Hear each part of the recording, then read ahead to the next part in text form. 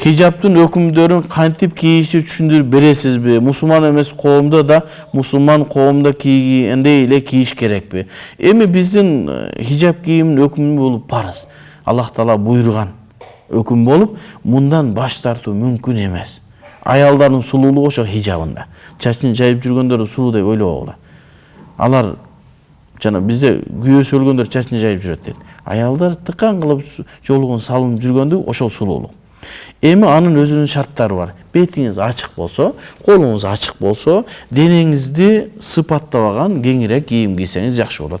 Ак кийимдерди, анан мындай бир түстүү, көк ушундай кийимдерди кийсе болот. Анан жанагындай өтө адамдарды тарта турган кийим кийген макруh болот. Анан дагы эмне? Мусулман коом эмес, мусулман эмес коомдо бирдей эле. Хижабтын өкүмү бардык жерде бирдей.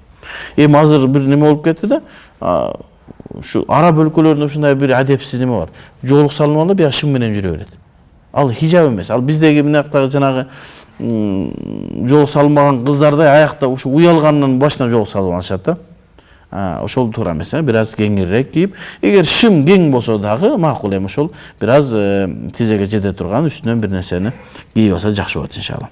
Аял кишинин махрамдары кимдер? Аял кишинин махрамдары анын агасы, иниси, баласы, атасы, күйөөсү.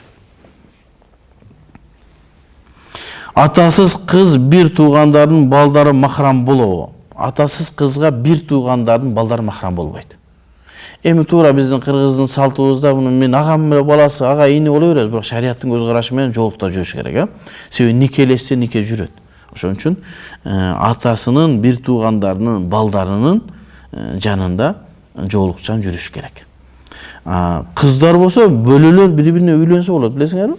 Демек ошол махрам деген, махрам эмес деген сөз.